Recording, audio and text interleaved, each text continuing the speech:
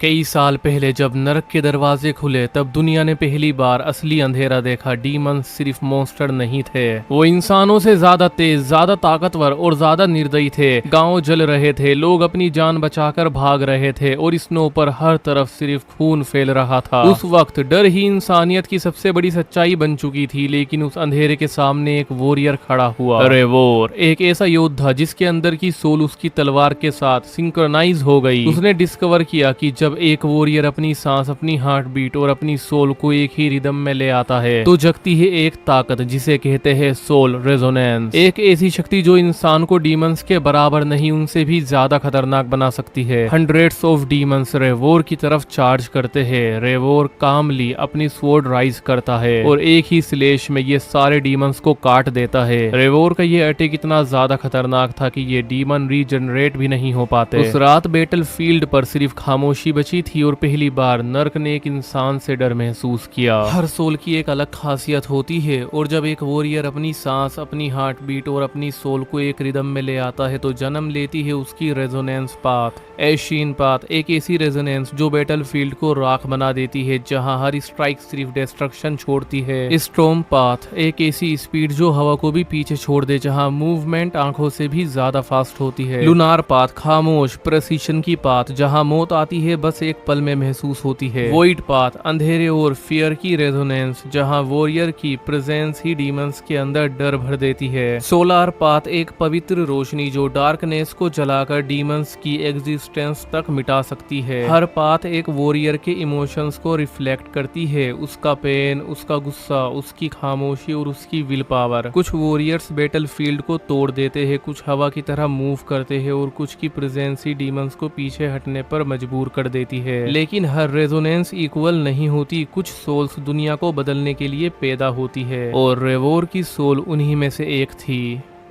3-4 seconds तक कुछ भी विजिबल नहीं होता है, सिर्फ दूर से आती हुई स्क्रीम्स और हवा की क्रीपी आवाज सुनाई देती है। धीरे धीरे एक giant crimson moon black smoke के पीछे से दिखाई देता है। कैमरा आसमान से नीचे डिसेंड करना शुरू करता है। अब हम हेल को देखते हैं। यहाँ पर हमें बहुत से एंडलेस बर्निंग माउंटेन्स दिखाए जाते हैं, लावा रिवर्स दिखाई जाती है, लंबी लंबी चेन्स दिखाई जाती है जो कि आसमान से लटकी हुई होती है। यहाँ पर बहुत से टूटे हुए डेमोनिक स्टेचूज भी होते हैं। कैमरा हेल के अंदर हाई स्पीड से फ्लाई करता है। हमें बहुत सी चीजें दिखाई जाती है, जैसे कि आपस में डीमंस लड़ रहे होते हैं, जाइंट स्केलेटन्स लावा में डूब रहे होते हैं, माउंटेन्स में ग्लोइंग क्रैक्स हो रही होती है, जलते हुए रॉक के अंदर बहुत सी आत्माएं कैद होती है। तभी अचानक से दूर से एक एक्सप्लोजन की आवाज आती है। पूरे हेल में शॉक वेव फैल जाती है। देन अगले शॉट में हमें वेलक्राट, जो कि इस हेल का डेविल है, एक ब्रोकन माउंटेन क्लिफ पर खड़ा हुआ दिखाया जाता है। इसकी ग्लोइंग ब्लू आइज डार्कनेस में शाइन कर रही होती है।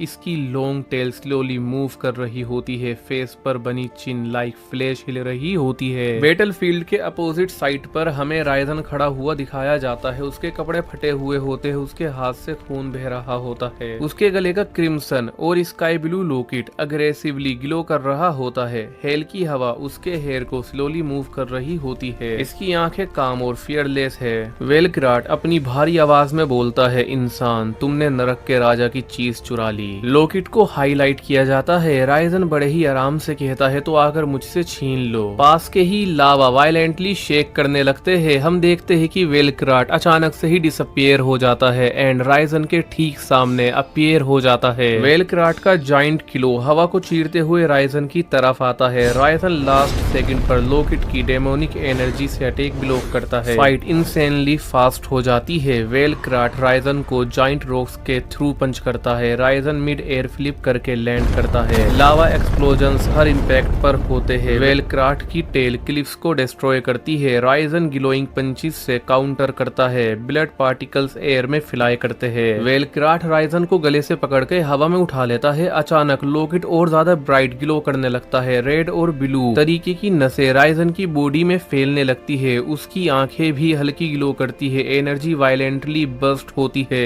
राइजन डायरेक्टली वेलक्राट के फेस पर पावरफुल पंच मारता है। वेलक्राट मल्टीपल लावा पिलर तोड़ता हुआ दूर क्रैश करता है। पूरे हेल में वाइब्रेशन फील होती है। राइजन के लॉकेट को हाईलाइट किया जाता है। इसके क्रिस्टल के अंदर एक छोटे से डेमोनिक सिंबल पल्स करता हुआ दिखाया जाता है। स्मोक के अंदर से वेलक्राट धीरे धीरे उठता है। इसके फेस पर डेंजरस स्माइल होती है। इसका मुंह अजीब तरीके से खुला हुआ होता है। वो धीरे से बोलता है, इंटरेस्टिंग, मुझे नहीं लगा था कि एक इंसान इस लॉकेट की शक्ति को इतने अच्छे से झेल और कंट्रोल कर सकता है। वेलक्राट की बॉडी जाइंट वोल्केनिक चट्टानों को तोड़ते हुए दूर जाकर टकराती है। पूरी पहाड़ी टूटने लगती है। हर तरफ लावा फटने लगते हैं। जलते हुए पत्थर आसमान से गिरते हैं। घने धुएं के अंदर दो चमकती हुई ब्लू आईज दिखाई देती है। वेलक्राट धीरे धीरे खड़ा होता है। उसके मुंह से खून टपक रहा होता है। वो अपनी गर्दन क्रैक करता है। उसके चेहरे का गुस्सा अब एक्साइटमेंट में बदल चुका होता है। वो धीरे धीरे डरावनी हंसी हंसने लगता है। उसके फेस पर बनी चेन जैसी स्किन हिलने लगती है। वेलक्राट बोलता है, नामुमकिन, कोई इंसान उस लॉकेट की शक्ति को सह नहीं सकता। कैमरा राइजन के गले में पहने हुए रेड और स्काई ब्लू लॉकेट पर जूम करता है। लॉकेट दिल की तरह धड़क रहा होता है। राइजन एक टूटी हुई चट्टान पर खड़ा होता है। उसकी सांसें भी भारी हो रही होती है। उसके हाथ बुरी तरह इंजर्ड है। लॉकेट से निकलती हुई काली नसें उसकी गर्दन और चेस्ट तक फैल रही होती है। उसकी उंगलियां हल्की कांप रही होती है, लेकिन उसकी आंखों में डर नहीं होता। उसके आसपास की हवा अजीब तरीके से घूमने लगती है। उसके पैरों के नीचे की जमीन अपने आप टूटने लगती है। अचानक लॉकेट से एक भयानक एनर्जी पल्स निकलती है। एक जाइंट शॉक वेव पूरे हेल में फैल जाती है। लावा की नदियां दो हिस्सों में बट जाती है। आसमान में उड़ते हुए छोटे डीमंस तुरंत राख बन जाते हैं। वेलक्राट भी कुछ सेकंड्स के लिए शॉक रह जाता है। हमें वेलक्राट के थोड़े से फ्लैशबैक के सीन दिखाए जाते हैं। कुछ डीमंस इस लॉकेट के सामने घुटनों पर बैठे हुए होते हैं। हेल का एक जाइंट सिंहासन होता है जिसपे वेलक्राट बैठा हुआ होता है। वेलक्राट लाशों के पहाड़ के ऊपर खड़ा हुआ दिखाया जाता है। ये सब कुछ एक कर्स्ड मिस्ट्री जैसा फील होता है। वेलक्राट अचानक गायब हो जाता है। अब लड़ाई पहले से भी ज्यादा फास्ट और ब्रूटल हो जाती है। वेलक्राट अपने जाइंट क्लोज से लगातार अटैक करता है। राइजन मुश्किल से अटैक डोज करता है। वेलक्राट के क्लोज पीछे की पूरी पहाड़ियों को काट देते हैं। राइजन अचानक वेलक्राट का हाथ पकड़ लेता है। लॉकेट की एनर्जी एक्टिवेट होती है। राइजन उसके पेट पर जोरदार पंच मारता है। इम्पैक्ट से हवा तक मुड़ जाती है। वेलक्राट के मुंह से खून निकलता है। वेलक्राट अपनी लंबी टेल से राइजन को जकड़ लेता है। हड्डियों की क्रैक होने की आवाज आती है। राइजन दर्द में चिल्लाता है, लेकिन तभी लॉकेट और तेज चमकने लगता है। राइजन की बॉडी से ब्लू रेड एनर्जी एक्सप्लोड होती है। वेलक्राट की टेल उड़ जाती है। पूरा बैटल फील्ड अनस्टॉपेबल हो जाता है। आसमान में नीली बिजली चमकती है। जाइंट पत्थर हवा में तैरने लगते हैं। लावा ऊपर उठने लगती है। ऐसा लगता है जैसे हेल खुद इन दोनों की पावर से नहीं पा रहा। वेलक्राट एक फ्लोटिंग रॉक पर लैंड करता है। पहली बार उसका फेस सीरियस दिखाई देता है। वो धीरे से बोलता है, ये लॉकेट तुम्हें चुन चुका है। राइजन कंफ्यूज्ड होकर उसकी तरफ देखता है। अचानक राइजन को भयानक दर्द महसूस होता है। लॉकेट उसकी चेस्ट को हल्का जला देता है। राइजन घुटनों पर गिर जाता है। उसके दिमाग में डरावनी विस्पर्स गूंजने लगती है।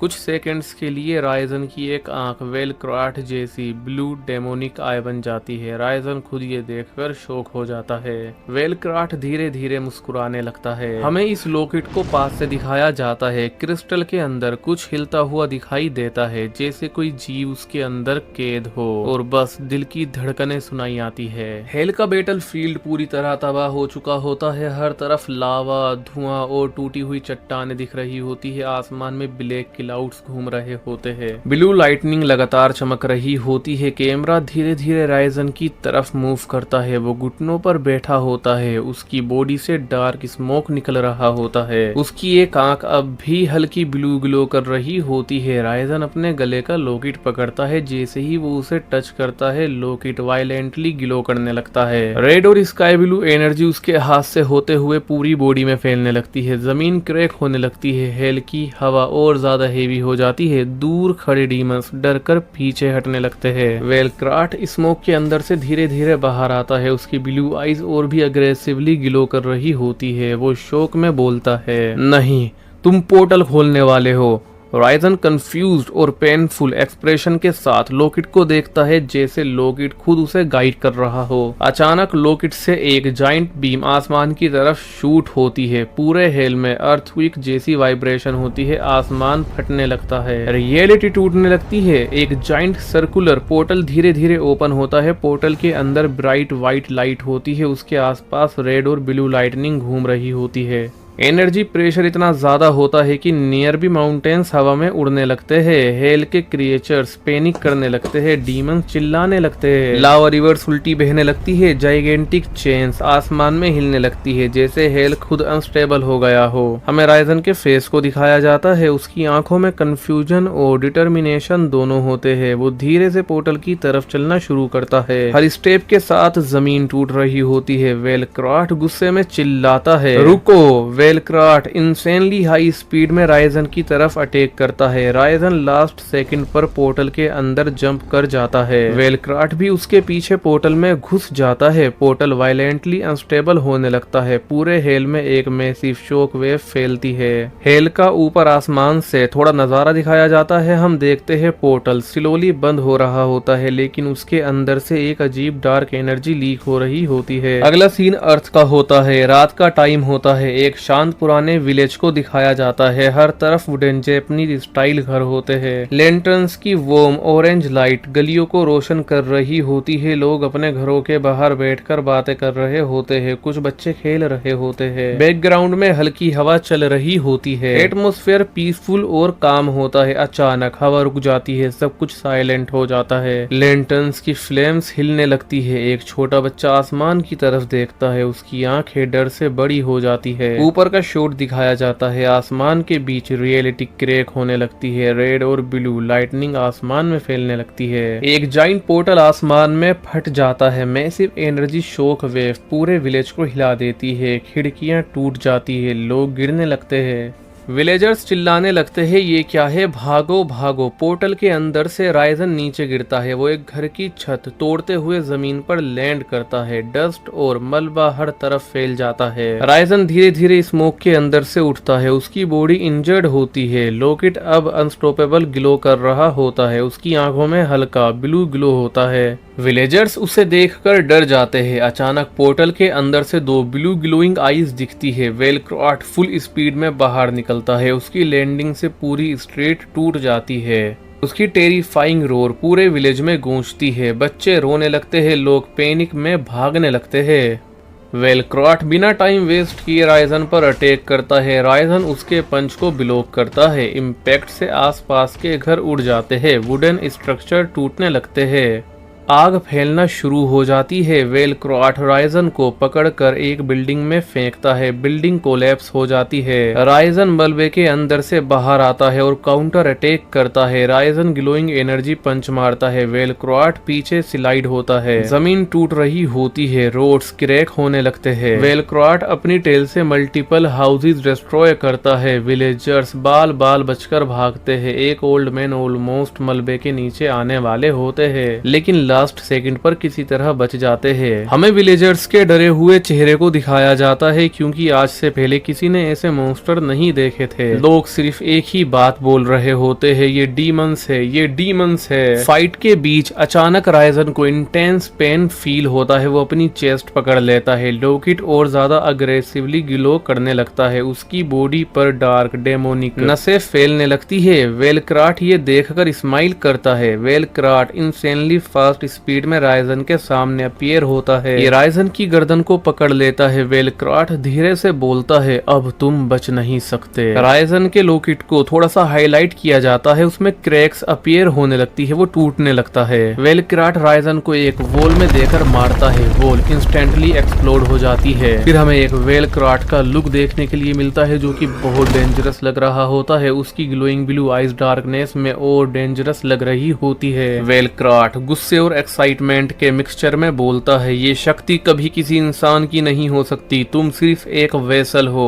राइजन पेन में होता है, लेकिन उसकी आंखों में अब भी रेजिस्टेंस होता है। वो धीरे से वेलक्राट का हाथ पकड़ लेता है। लोकेट अग्रेसिवली ग्लो करने लगता है। राइजन अचानक वेलक्राट के फेस पर मल्टीपल पंचेस मारता है। हर पंच के साथ शॉक वेव्स निकलती है। Near by burning house collapse होने लगते हैं। वेलक्राट पीछे स्लाइड होता हुआ जाइंट रॉक से टकराता है। लोकेट को पास से दिखाया जाता है, उसमें क्रैक्स और ज्यादा बढ़ने लगती है। एनर्जी अनकंट्रोलेबल हो जाती है और वो बहुत ज्यादा लीक भी कर रही होती है। राइजन की बॉडी से डार्क स्मोक और ब्लू रेड ओरा निकलने लगता है। वेलक्राट सडनली रियलाइज करता है कि कुछ गलत हो रहा है। वेलक्राट फुल रेज में रोर करता है और राइजन की तरफ चार्ज करता है। राइजन भी स्क्रीम करते हुए उसकी तरफ भागता है। दोनों एक दूसरे पर अपने अपने फाइनल अटैक लॉन्च कर देते हैं एंड बूम, पूरे विलेज में मैसिव एक्सप्लोजन होता है एंड लोकेट फाइनली टूट जाता है। उसके क्रिस्टल पीसीस हवा में तैरने लगते हैं। रेड और ब्लू एनर्जी वायलेंटली एक्सप्लोड होती है। वेलक्राट शोक में राइजन को देखता है। उसकी बॉडी डार्क स्मोक में डिसॉल्व होने लगती है। वेलक्राट चिल्लाता है, नहीं, ऐसा नहीं हो सकता। उसकी पूरी बॉडी ब्लैक रेड एनर्जी में कन्वर्ट होकर राइजन के चेस्ट में अब्सॉर्ब होने लगती है और जब ये पूरा प्रोसेस हो जाता है तो राइजन के अंदर भी काफी ज्यादा चेंजेस दिखाए जाते हैं, जैसे कि डेमोनिक नसें फैलने लगती है। राइजन की हड्डियां भी अपना आकार बदलने लगती है, स्किन भी चेंज होने लगती है, आईज ग्लो करने लगती है, सर पर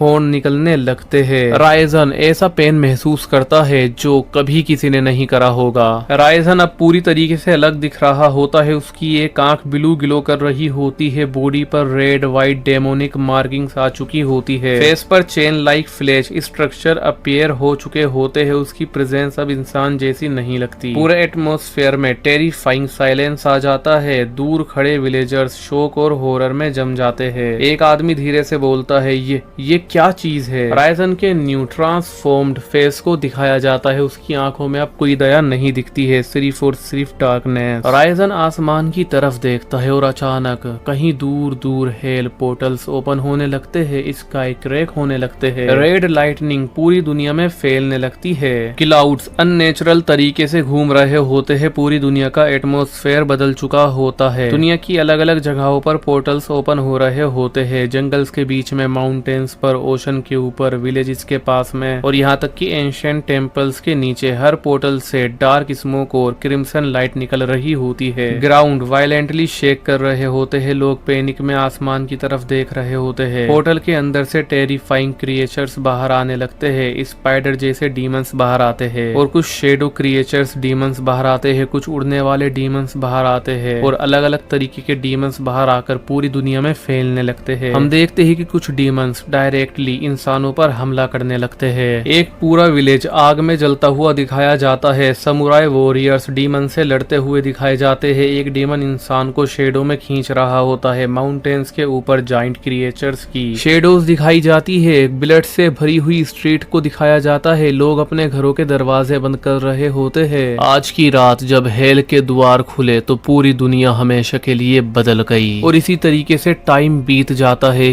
कई साल बीत जाते हैं, सदियां बीत जाती है। उसके बाद एक फॉरेस्ट को दिखाया जाता है। आज का दिन ढल रहा होता है। एक माँ अपने बच्चे को घर के अंदर खींचती है और डोर को लॉक करती है। वो धीरे से बोलती है, रात में बाहर मत जाना क्योंकि बाहर डीमंस घूमते हैं। इस घर की विंडो के बाहर हमें दो ग्लोइंग आईज को दिखाया जाता है कुछ सेकंड्स के लिए, फिर वो गायब हो जाती है। एक दो गांव के सीन्स को और दिखाया जाता है जहाँ पर लोग घूम रहे होते हैं, लेकिन सबके चेहरों पे डर का एहसास भी होता है। अब दुनिया पहले जैसी नहीं रही। अब लगभग 500 साल बीत चुके हैं, लेकिन उस रात का कर्स अब भी बाकी है। अब सीन चेंज हो जाता है। शाम के वक्त ऑरेंज सनसेट की लाइट माउंटेन्स के पीछे ढल रही होती है। एक पीसफुल फॉरेस्ट विलेज दिखाया जाता है। ठंडी हवा धीरे धीरे चल रही होती है। कैमरा स्लोली ट्रीज के बीच से मूव करते हुए एक ट्रेडिशनल जेपनीज स्टाइल घर तक पहुंच जाता है। एटमॉस्फेयर काफी ज्यादा पीसफुल और वार्म फील होता है। कैमरा वुडन डोर के थ्रू घर के अंदर एंटर करता है। अंदर सॉफ्ट लैंटर्न लाइट जल रही होती है। ताकेमोरी फ्लोर पर बैठा अपनी कटाना साफ कर रहा होता है। उसके एक्सप्रेशन भी काफी ज्यादा काम लेकिन थोड़ा टायर्ड होता है। उसकी बॉडी पर पुराने बेटल स्कार्स दिखते हैं। दूसरी तरफ एरी क्वाइटली बैठी होती है। वो प्रेग्नेंट होती है। उसके फेस पर भी एक सॉफ्ट स्माइल होती है।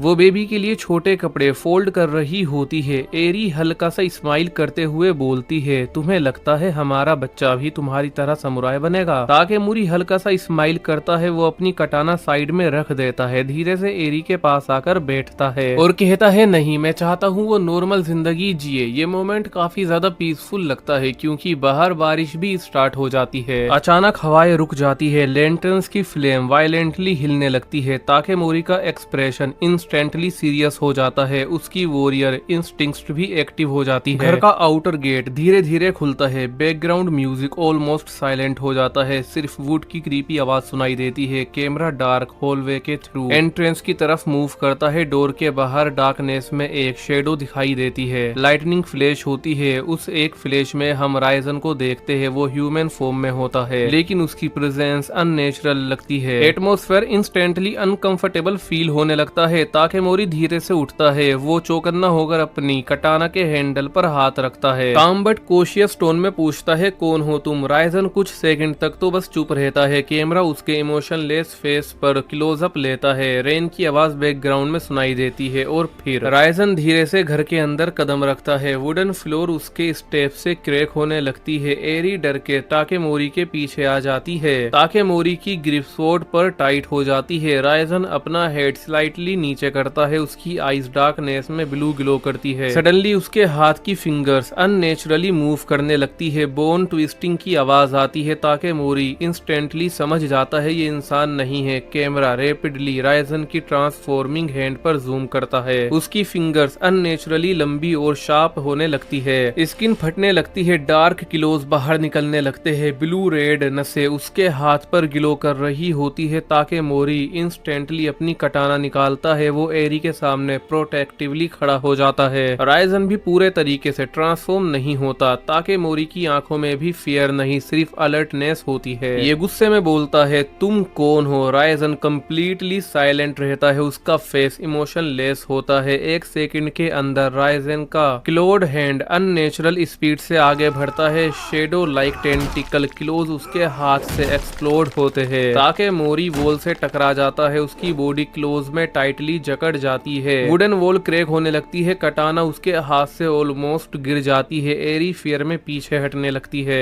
लेकिन राइजन दूसरे हाथ से जाइंट शार्प टेंड्रिल निकालता है। कैमरा स्लो मोशन में मूव करता है। ताकेमोरी हेल्पलेसली चिल्लाता है, एरी! शार्प क्लो डायरेक्टली एरी के स्टमक को पियर्स कर देते हैं। लैंटर्न की लाइट ब्लड से रिफ्लेक्ट होती है। एटमॉस्फेयर हॉरिफाइंग और साइलेंट हो जाता है। अगले ही पल हम ये देखते हैं कि एरी का पेट फटने की वजह से वो मर जाती है लेकिन राइजन केयरफुली न्यू बोर्न बेबी को बाहर निकालता है लेकिन उसका एक्सप्रेशन अब भी इमोशनलेस होता है। रेन और थंडर की आवाज बैकग्राउंड में गूंज रही होती है। ताकेमोरी हेल्पलेसली स्ट्रगल कर रहा होता है। उसकी आंखों में टीयर्स और रेज दोनों होते हैं। राइजन न्यू बोर्न को अपने क्लोज में होल्ड करता है। कैमरा बेबी के छोटे से चेस्ट पर जूम करता है। राइजन उसकी बॉडी पर किसी मिस्टीरियस मार्क को सर्च कर रहा होता है। उसकी glowing blue eyes intensely observe कर रही होती है। कुछ सेकंड्स की हॉरिफाइंग साइलेंस होती है। जो चीज राइजन ढूंढ रहा था वो उसे इस बेबी पर नहीं मिलती है और इसीलिए इसका एक्सप्रेशन भी थोड़ा सा रिलैक्स हो जाता है।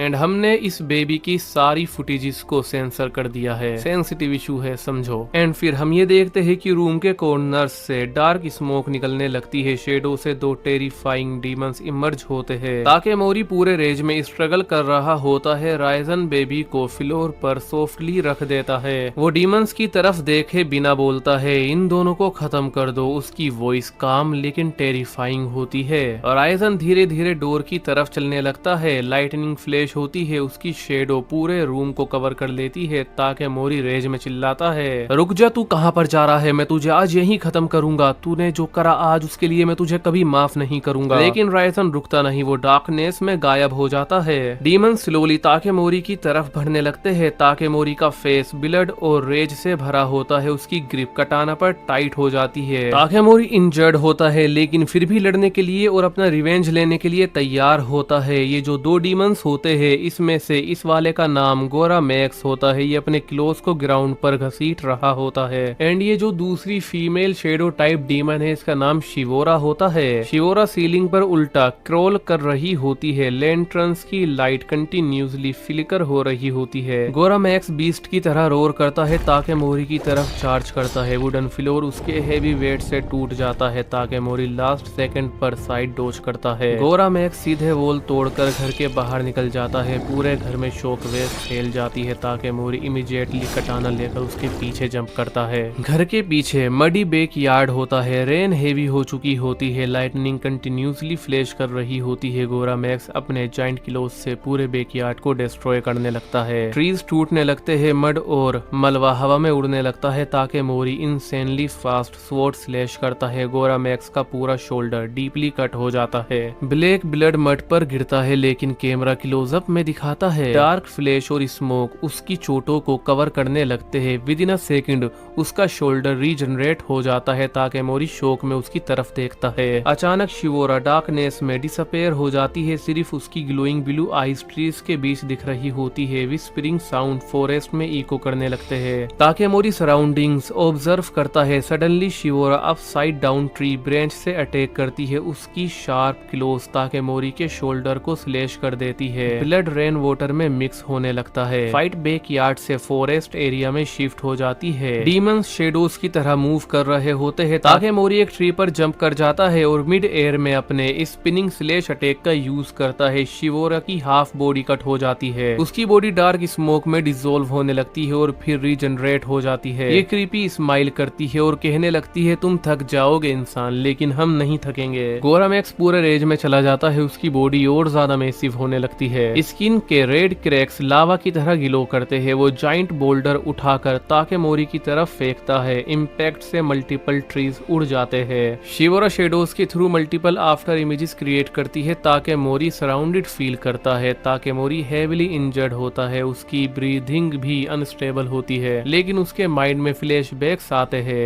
एरी की स्माइल दिखती है। पीसफुल होम दिखता है। एक शेडोज दिखती है। राइजन की ब्लू आईज दिखती है। उसकी ग्रिप कटाना पर और ज्यादा टाइट हो जाती है। उसकी आंखों में प्योर रेज इग्नाइट होता है। फाइट कंटिन्यूसली डिफरेंट लोकेशन में मूव करती है। Backyard, destroyed house, muddy battlefield, dense forest, river side rocks, हर जगह डिस्ट्रक्शन होती जाती है ताकि मोरी बार बार डीमंस को कट करता है लेकिन हर बार फ्लैश रीजनरेट होती है। बोन्स रिकनेक्ट होती है। शेडोज वॉन्ट्स को हील कर देती है ताकि मोरी ग्रेजुअली वीकर होता जाता है लेकिन रुकता नहीं है। लड़ते हुए कई घंटे बीत जाते हैं। रेन रुकने लगती है। स्काई डार्क ब्लू होने लगता है ताकि मोरी ब्लड से कंप्लीटली कवर्ड हो जाता है। डीमंस भी थकने लगते हैं। तभी हम देखते हैं कि अचानक से सूरज की पहली किरण निकल जाती है। सनलाइट की हल्की रेज गोरा मैक्स के आर्म पर पड़ती है। उसकी स्किन स्मोक करने लगती है। गोरा मैक्स पेन में रोर करता है। शिवोरा इंस्टेंटली फियर में शेडोज की तरफ भागती है। वो पैनिक में चिल्लाती है सूरज, ताकि मोरी को ये देखकर समझ में आ जाता है कि इन डीमंस की कमजोरी सनलाइट है। ताकि मोरी वीक होने के बावजूद फाइनल स्टांस लेता है। उसकी बॉडी ऑलमोस्ट कोलैप्स होने वाली होती है लेकिन उसकी आईज में डिटर्मिनेशन होता है और ताकि मोरी कहता है तुम्हें मैं ऐसे जाने नहीं दूंगा, तुम दोनों यहीं पर खत्म होंगे। गोरा मैक्स फाइनल रेज चार्ज करता है। शिवोरा शेडोज के थ्रू एस्केप करने की कोशिश करती है ताकि मोरी फुल स्पीड में फॉरवर्ड डैश करता है। कैमरा उल्टा सिनेमैटिक स्लो मोशन में शिफ्ट होता है और तभी ताकि मोरी एक मैसिव स्पिनिंग स्वॉर्ड स्लैश का यूज करता है। ब्राइट सिल्वर कटाना ट्रेल स्क्रीन पर कवर कर लेती है और हम ये देखते हैं कि दोनों डीमंस काफी ज्यादा डीपली कट हो जाते हैं। हम देखते हैं कि इन दोनों डीमंस पर सनलाइट डायरेक्ट पड़ती है और इनकी रीजनरेशन सडनली स्टॉप हो जाती है। गोरा मैक्स की बॉडी क्रैक्स में ब्रेक होने लगती है। शिवोरा शेडो में डिसॉल्व होने लगती है। दोनों पेन में हॉरिफाइंग स्क्रीम्स करते हैं, चीखने लगते हैं। फिर इनकी बॉडीज ऐश बनकर हवा में उड़ जाती है ताकि मोरी अपनी कटाना जमीन में गाड़कर खुद को खड़ा रखता है। उसकी सांस टूट रही होती है। सनलाइट उसके इंजर्ड फेस पर पड़ती है। लड़ाई खत्म हो चुकी होती है ताकि मोरी को एक आवाज सुनाई देती है। वो मुड़कर देखता है तो देखता है मलबे में उसका बेटा होता है। ताकि मोरी अपनी कटाना का सपोर्ट लेकर धीरे धीरे उठता है। हर एक स्टेप पेनफुल होता है। वो अपने बेटे के पास पहुंच जाता है। उसकी आंखों में टीयर्स आ जाते हैं। वो रोने भी लगता है ताकि मोरी रियलाइज करता है कि इसका बेटा बेहोश होता है लेकिन इसकी सांसें अभी भी चल रही होती है। ताकि मोरी सोचता है अगर मुझे अपने बेटे को बचाना है तो मुझे जल्द से जल्द एक वेद को ढूंढना होगा। ताकि मोरी अपने बेटे से कहता है मैं तुम्हें तुम्हें बचा लूंगा। ये कहने के बाद ताकेमोरी अपने घर के अंदर आता है जहाँ पर इसकी वाइफ मरी होती है। अपनी वाइफ को अपने गोद में लेता है। अपनी वाइफ की ऐसी हालत को देखकर ताकेमोरी काफी ज्यादा रोने लगता है और अपनी वाइफ से वादा करता है, एरी मुझे माफ कर देना, मैं तुम्हें नहीं बचा पाया, लेकिन मैं वादा करता हूँ मैं हमारे बेटे को बचा कर रहूंगा हर हाल में, हर एक कीमत पर। ताकेमोरी अपने बेटे को लेकर एक वेद को ढूंढने के लिए निकल जाता है, लेकिन चलते हुए इसको चक्कर आ रहे होते हैं। ये गिरते गिरते संभल रहा होता है। इसका खून लगातार बह रहा होता है और ये कंटिन्यूसली वीक होता जा रहा होता है। तभी हम देखते हैं ताकेमोरी को एक श्राइन दिखाई देती है। ये उसके करीब जाने की कोशिश करता है, लेकिन इसकी बॉडी गिव अप कर देती है और ये नीचे गिर जाता है और अब इसका चलना फिरना भी काफी ज्यादा मुश्किल होता है। हवा धीरे धीरे चल रही होती है। तभी यहाँ पर कोई आता है, उसकी शेडो दिखाई देती है। ये एक ओल्ड मैन होते हैं, इनका नाम जेंजो होता है। जेंजो इंजर्ड ताकेमोरी को जमीन पर देखते हैं, वो इंस्टेंटली उसकी तरफ बढ़ते हैं। जेंजो ताकेमोरी को जख्मी देखते हैं तो ये इसके पास आकर इसको उठाते हैं, एक पेड़ से लगाते हैं। ताकेमोरी की आंखें इसके बेटे की तरफ जाती है। इसकी आंखों में फियर और होप दोनों होती है। ताकेमोरी टूटती हुई आवाज में बोलता है, क्या आप मेरे बच्चे को बचा सकते हैं? प्लीज इसे बचा लीजिए। जेंजो क्वाइटली उसकी बात को सुनते हैं और उसके बेटे को ध्यान से देखते हैं। उसकी ग्रीन आईज में स्लाइट सरप्राइज दिखाई देता है, लेकिन वो काम रहते हैं। तभी हम ये देखते हैं कि ताकेमोरी हल्का सा स्माइल करता है। उसकी ग्रिप धीरे धीरे लूज होने लगती है और ताकेमोरी की सांसें रुक जाती है। फॉरेस्ट कम्प्लीटली साइलेंट हो जाता है। जेंजो कुछ सेकंड के लिए चुप बैठे रहते हैं। जेंजो ताकेमोरी के बेटे को अपने हाथों में ले लेते हैं और इसके चेस्ट पर अचानक से ही एक सिंबल अपीयर हो जाता है। जेंजो शौक में उस सिंबल को देखते रह जाते हैं। सुबह का टाइम होता है। स्नोई माउंटेन्स के बीच जेंजो का वुडन हाउस दिखाई देता है। ठंडी हवाएं चल रही है। 5 साल का कायरो वुडन स्वॉर्ड लेकर जेंजो पर फास्ट अटैक करता रहता है। जेंजो कामली हर एक स्ट्राइक को ब्लॉक करते हैं। ताकेमोरी का बेटा 5 साल का हो चुका है और जेंजो कहते हैं ज्यादा फोर्स से अटैक करना स्ट्रेंथ नहीं होती है कायरो। कायरो फिर से स्पीड से अटैक करता है। जेंजो इजिली साइड स्टेप करके उसका अटैक डोज कर देते हैं। जेंजो कहते हैं तलवार चलाने से पहले अपनी ब्रीदिंग को कंट्रोल करो। कायरो कहता है मैं कंट्रोल कर रहा हूँ। जेंजो कहते हैं नहीं तुम गुस्से में अटैक कर रहे हो। कायरो गुस्से में दांत को दबाता है और गुस्से में ही अटैक करता है। जेंजो उसकी स्वॉर्ड को साइड में पुश कर देते हैं। कायरो स्नो में गिर जाता है। कायरो कहता है हर बार मैं ही क्यों गिरता हूँ। जेंजो धीरे से उसके पास आते हैं। जेंजो कहते हैं क्योंकि तुम अभी सिर्फ तलवार चला रहे हो। कायरो कहता है तो और क्या करना होता है। जेंजो कायरो की चेस्ट पर हल्का सा टेप करते हैं। जेंजो वॉरियर यहाँ से लड़ते हैं। Cairo soul resonance. जेंजो कहते हैं हाँ जब तुम्हारी सांस, तुम्हारी हार्ट बीट और तुम्हारी सोल एक ही रिदम में मूव करते हैं तब बॉडी अपनी असली ताकत दिखाती है। कायरो स्लोली खड़ा होता है। कायरो कहता है क्या मैं भी स्ट्रॉन्ग बन सकता हूँ। जेंजो कुछ सेकंड्स तक उसकी आंखों में देखते हैं। जेंजो कहते हैं स्ट्रॉन्ग लोग पैदा नहीं होते कायरो, वो दर्द और डर के बाद बनते हैं। कायरो अपनी वुडन स्वॉर्ड को टाइटली पकड़ लेता है। कायरो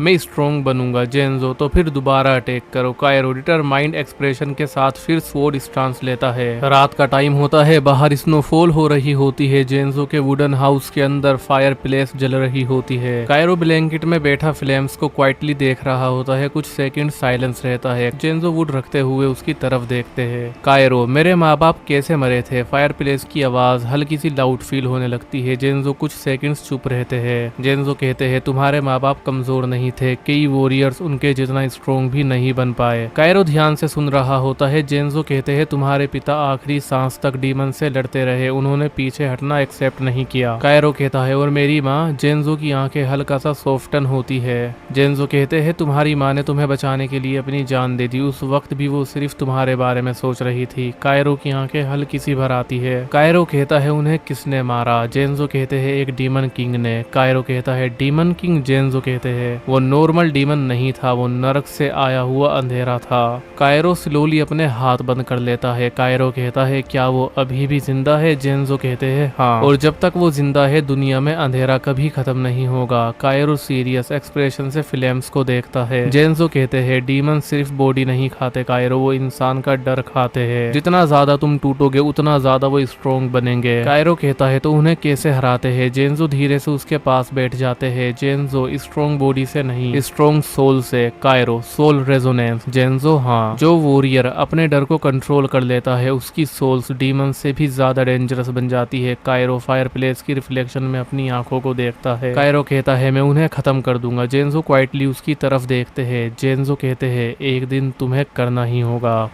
अब कायरो के ट्रेनिंग्स आर्क शुरू हो जाते हैं। जेन्जो कहते हैं ब्रीदिंग स्लो रखो। कायरो सांस टूट गई तो तुम्हारी रिदम भी टूट जाएगी। कायरो कहता है हाँ। जेन्जो कहते हैं सिर्फ जोर से। तलवार चलाना स्ट्रेंथ नहीं होती, तलवार को फील करो। कायरो कहता है मैं ट्राई कर रहा हूँ। जेन्जो कहते हैं नहीं, तुम गुस्से में अटैक कर रहे हो। वॉरियर का माइंड काम होता है। जेन्जो कहते हैं अगेन। कायरो कहता है हाँ। जेन्जो कहते हैं फास्टर मूव करो लेकिन कंट्रोल लूज मत करो। कायरो कहता है मेरी बॉडी अब मूव नहीं कर रही। जेन्जो कहते हैं बैटल फील्ड तुम्हारी थकान का इंतजार नहीं करेगी। कायरो। जेन्जो कहते हैं खड़े हो जाओ। जेन्जो कहते हैं वाटरफॉल के नीचे फोकस करो, हार्ट बीट स्टेबल रखो। कायरो कहता है ये इम्पॉसिबल है। जेन्जो कहते हैं सोल रेजोनेंस इजी होती तो हर इंसान वॉरियर होता। जेन्जो कहते हैं दर्द से भागना बंद करो। जेन्जो कहते हैं पेन तुम्हें वीक नहीं बनाता, पेन तुम्हें शेप देता है। कायरो कहता है मैं और ज्यादा स्ट्रॉन्ग बनना चाहता हूँ। जेन्जो कहते हैं तो हर बार गिरने के बाद खुद को उठाओ, सीखो। जेन्जो कहते हैं आईज बंद करो, अपनी ब्रीदिंग सुनो, अपनी हार्ट बीट फील करो। कायरो धीरे से कहता है मैं महसूस कर रहा हूँ। जेन्जो कहते हैं एक दिन तुम्हारी सोल भी तुम्हें जवाब देगी। कायरो की इस कड़ी ट्रेनिंग के बीच में दिन, हफ्ते, महीने, साल यूं ही गुजर जाते हैं और 5 साल बीत जाते हैं। अब कायरो 10 साल का हो चुका है और आज भी वो पहले जैसी ही मेहनत करता है और ताकतवर बनने के सफर पर है। जेन्जो कहते हैं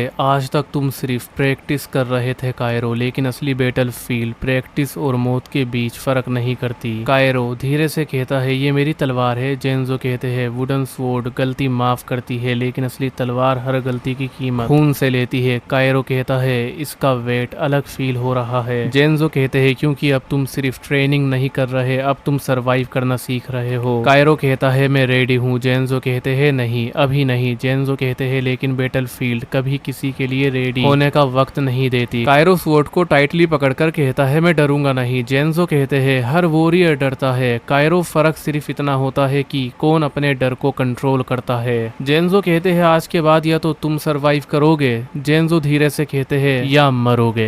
बाहर का सीन दिखाया जाता है। जेन्जो का घर दिखाया जाता है। बाहर मशालें लगी हुई होती है ताकि कोई डीमंस अंदर ना आए। रात हो चुकी होती है, सब कुछ सुनसान है। जंगल का सीन दिखाया जाता है। एक शेडो इधर से उधर मूव कर रही होती है। मोगरेट धीरे से कहता है मैं रोज इस घर को देखता हूँ लेकिन ये रोशनी मुझे अंदर नहीं आने देती। मोगरेट क्रीपी स्माइल के साथ कहता है उस बच्चे की सोल बहुत ब्राइट है। मोगरेट कहता है और ब्राइट सोल्स का टेस्ट सबसे अलग होता है। मोगरेट धीरे से हंसते हुए कहता है मैं उसकी फियर को फील कर सकता हूँ। मोगरेट कहता है बस थोड़ा और डार्कनेस और फिर मैं उस तक पहुँच जाऊंगा। मोगरेट की आय नैरो होती है और वो कहता है आज रात उस घर के अंदर सिर्फ चीखें गूंजेगी। डार्क स्नोई फॉरेस्ट में फ्रीजिंग हवा अग्रेसिवली चल रही होती है। एक जख्मी आदमी स्नो में घिसते हुए आगे बढ़ रहा होता है। ब्लड स्नो पर ट्रेल बना रहा होता है। उसकी हेवी ब्रीदिंग फॉरेस्ट में इको कर रही होती है। हारूटो वीक आवाज में कहता है कोई मेरी मदद करो। सडनली उसके ऊपर ब्रांचेस में मूवमेंट होती है। हारूटो फ्रीज हो जाता है और धीरे से ऊपर देखता है। डार्कनेस में मोगरेट अपसाइड डाउन लटका हुआ होता है। उसकी जाइंट आई डायरेक्टली हारूटो को देख रही होती है। मोगरेट क्रीपी स्माइल के साथ कहता है तुम अभी भी जिंदा हो। हारूटो फियर में पीछे हटने की कोशिश करता है लेकिन गिर जाता है। वो ट्रेम्पलिंग वॉइस में कहता है प्लीज मुझे मत मारो। मोगरेट धीरे धीरे क्रोल करता हुआ उसके पास आता है और कहता है मैं तुम्हें छोड़ सकता हूँ। हारूटो शॉक्ड होकर कहता है सच। मोगरेट हाउस की तरफ देखकर कहता है बस एक काम करो। उसकी आई डेंजरस ग्लो करती है। वो धीरे से कहता है उन मशालों को बुझा दो। हारूटो फियर में हाउस की तरफ देखता है और कहता है वहाँ कोई रहता है। मोगरेट उसके नेक के पास किलो लेकर धीरे से कहता है और अगर तुमने मना किया। उसकी स्माइल और ज्यादा वाइड हो जाती है। मोगरेट कहता है तो मैं तुम्हें अभी खा जाऊंगा। हारूटो की बॉडी फियर से कांपने लगती है। उसकी आंखों में आंसू आ जाते हैं। वो धीरे से टॉर्चिस की तरफ चलना स्टार्ट करता है जबकि मोगरेट डार्कनेस में उसके पीछे क्रोल करता रहता है। रात और ज्यादा डार्क हो चुकी होती है। हारूटो ट्रेम्पलिंग हैंड के साथ पहली मशाल के पास खड़ा होता है। ठंडी हवाएं अग्रेसिवली चल रही होती है। मोगरेट डार्कनेस में डिस्टेंस से उसे देख रहा होता है। हारूटो धीरे से मशाल को स्नो में गिरा देता है। फ्लेम इंस्टेंटली बुझ जाती है और हाउस के आसपास एक हिस्सा डार्कनेस में डूब जाता है। हारूटो ट्रेम्बलिंग वॉइस में कहता है, मैंने कर दिया। मोगरेट डार्कनेस से कहता है, और बाकी भी। हारूटो फियर के साथ एक एक करके सारी टॉर्चेस बुझाने लगता है। जैसे जैसे फ्लेम्स डिसअपियर होती है, फॉरेस्ट और ज्यादा साइलेंट हो जाता है। लास्ट टॉर्च भी बुझ जाती है। कंप्लीट डार्कनेस स्प्रेड हो जाती है। सिर्फ फ्रीजिंग विंड की आवाज सुनाई देती है। हारूटो हेविली ब्रीदिंग करते हुए पीछे मुड़ता है और कहता है, अब मुझे जाने दो। Complete silent. सडनली मोगरेट उसके बिल्कुल सामने अपेयर हो जाता है। हारूटो शॉक में फ्रीज हो जाता है और कहता है, तुमने कहा था। मोगरेट धीरे से उसके फेस के पास झुकता है। उसकी जॉइंट आई एक्साइटमेंट से वाइडन होती है। मोगरेट क्रीपी स्माइल के साथ कहता है, मैंने झूठ बोला था। एक सेकंड साइलेंस होता है। सडनली क्रंच ब्लड स्नो पर स्प्रेड हो जाता है। हारूटो की चीखें फॉरेस्ट में इको करती है और इंस्टेंटली साइलेंस में डिसअपेयर हो जाती है। मोगरेट अपने क्लोथ से ब्लड वाइप करता है और हाउस की तरफ देखते हुए धीरे से कहता है, अब फाइनली मैं अंदर आ सकता हूँ। जेन्जो का वुडन हाउस कंप्लीट साइलेंस में होता है। बाहर फ्रीजिंग विंड चल रही होती है। 10 साल का कायरो रूम के अंदर अकेला बैठा होता है। टेबल पर एक स्मॉल ऑयल लैंप जल रहा होता है। वार्म ऑरेंज लाइट उसकी न्यू ब्लैक स्वॉर्ड पर रिफ्लेक्ट हो रही होती है। कायरो क्वाइटली ब्लेड को देखते हुए धीरे से कहता है, मैं सच में रेडी हूँ। बाहर हवा अग्रेसिवली चलने लगती है। सडनली हाउस के बाहर वुडन स्टेप्स की आवाज गूंजने लगती है। कायरो का फेस कंफ्यूज हो जाता है। वो स्लोली डोर की तरफ देखकर कहता है, जेन्जो।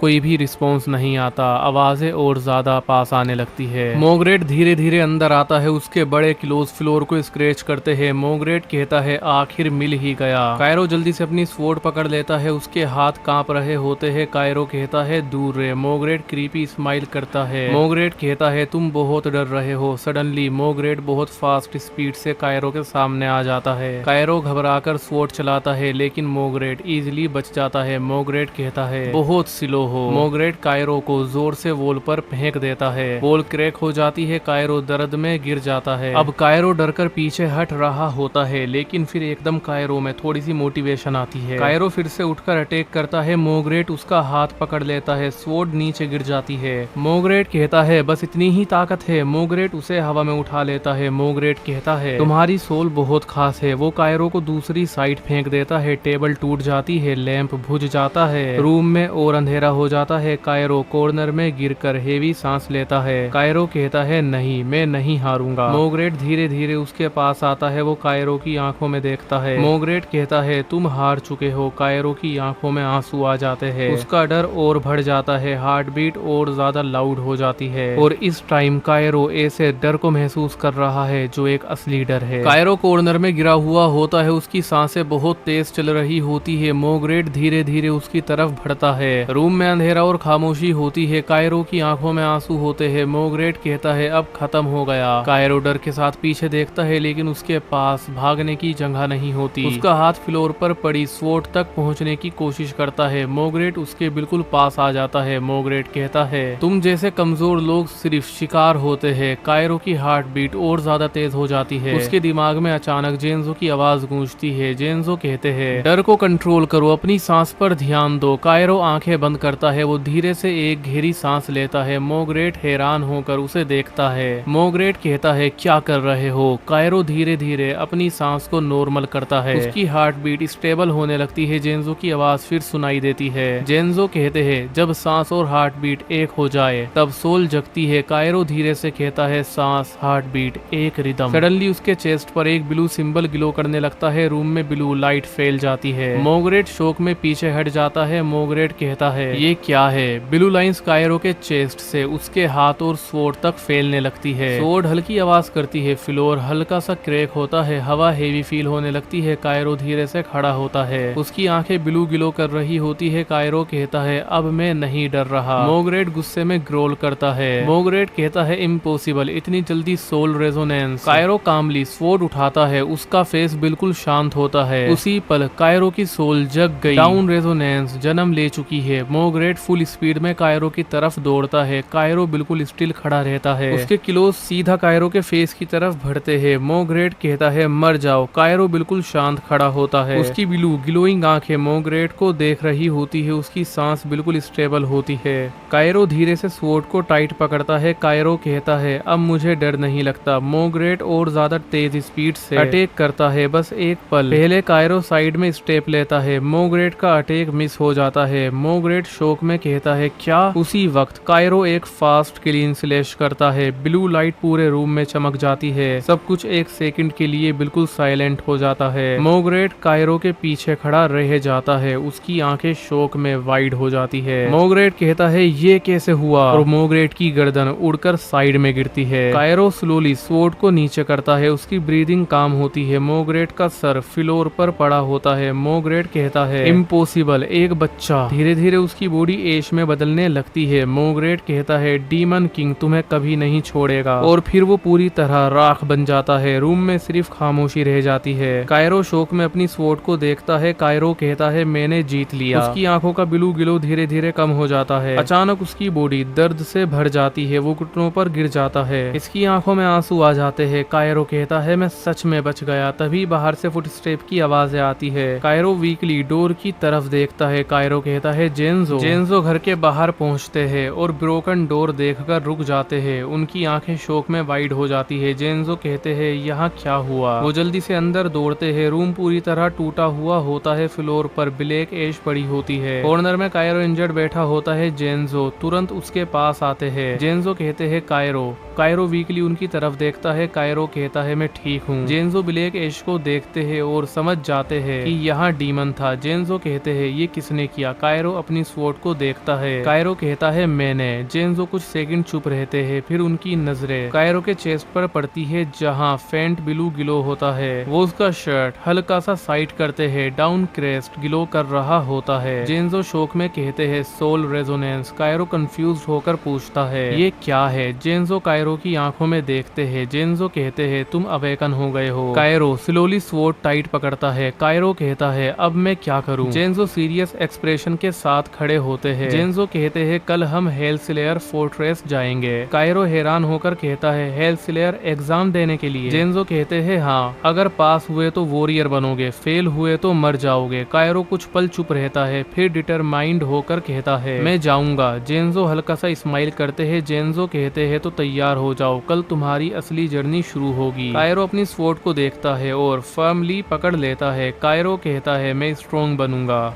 उस रात एक नया वॉरियर जन्म ले चुका था। सुबह का वक्त होता है। स्नोई माउंटेन्स के बीच कायरो और जेंजो एक नेरो पाथ पर चल रहे होते हैं। ठंडी हवा चल रही होती है। कायरो के पास उसकी स्वॉर्ड भी होती है और वो सीरियस एक्सप्रेशन के साथ आगे देख रहा होता है। धीरे धीरे सामने की फोक क्लियर होने लगती है। तब एक जाइंट फोर्ट रेस सामने रिवील होता है। Massive black stones walls, giant wooden gates, watch tower के ऊपर फायर जल रही होती है। कायरो रुक जाता है और शौक से उस जगह को देखता है और कहता है ये कितना बड़ा है। जेंजो उसके पास खड़े होते हैं। जेंजो कहते हैं ये हेलस्लेयर फोर्ट्रेस है। कैमरा स्लोली जाइंट गेट की तरफ मूव करता है जिसके ऊपर ग्लोइंग लेटर्स लिखे होते हैं वॉरियर्स पाथ। गेट के आसपास फोग मूव कर रही होती है। जाइंट वॉरियर स्टेचूज एंट्रेंस के दोनों साइडों में खड़े होते हैं। कायरो उन्हें देखकर सीरियस हो जाता है। कायरो कहता है यही एग्जाम होगा। जेंजो कहते हैं हाँ, यहाँ सिर्फ स्ट्रॉन्ग लोग ही टिकते हैं। सडनली जाइंट गेट धीरे धीरे ओपन होना शुरू होते हैं। अंदर का huge stone court yard reveal होता है। डोजन्स कैंडिडेट्स ऑलरेडी अंदर खड़े होते हैं। कुछ अपनी स्वॉर्ड्स को चेक कर रहे होते हैं, कुछ साइलेंटली खड़े होते हैं। ठंडी हवा और टेंशन पूरी जगह में फैली हुई होती है। कायरो सबको देखकर नर्वस होता है। कायरो कहता है सब मुझसे बड़े लग रहे हैं। जेंजो उसकी तरफ देखते हैं। जेंजो कहते हैं एज मैटर नहीं करती, सिर्फ स्ट्रेंथ मैटर करती है। कायरो डीप ब्रीथ लेता है और अपनी स्वॉर्ड टाइट पकड़ता है। कायरो कहता है मैं रेडी हूँ। जेंजो हल्का सा नोट करते हैं। जेंजो कहते हैं तो चलो तुम्हारी असली परीक्षा शुरू होती है। कायरो फोर्ट्रेस के अंदर पहला कदम रखता है और इसी कदम के साथ कायरो ने अपनी नई दुनिया में एंट्री की है। कायरो फोर्ट्रेस के अंदर एंटर करता है। ह्यूज स्टोन कोर्ट यार्ड में डोजन्स कैंडिडेट्स खड़े होते हैं। सब अलग अलग एज के वॉरियर्स होते हैं। कुछ अपनी स्वॉर्ड्स को शार्पन कर रहे होते हैं, कुछ साइलेंटली खड़े होते हैं। जैसे ही कायरो अंदर आता है सबकी नजर उस पर पड़ती है। एक कैंडिडेट उसे देखकर हंसता है। कैंडिडेट कहता है ये बच्चा भी एग्जाम देने आया है। दूसरा कैंडिडेट हंसते हुए कहता है लगता है गलत जगह आ गया है। कुछ और कैंडिडेट्स भी हंसने लगते हैं। कायरो चुपचाप खड़ा रहता है और अपनी स्वॉर्ड टाइट पकड़ता है। उसके फेस पर सीरियस एक्सप्रेशन होते हैं। तभी अचानक एक लाउड इम्पैक्ट की आवाज आती है। सबकी नजर कोर्ट यार्ड के दूसरे साइड जाती है। वहाँ वहाँ एक लड़का होता है जिसका नाम रेनशिरो होता है। उसके पास एक कैंडिडेट ग्राउंड पर गिरा हुआ होता है। उसकी आंखों में अग्रेसिव कॉन्फिडेंस होता है। रेनशिरो कहता है बकवास बंद करो।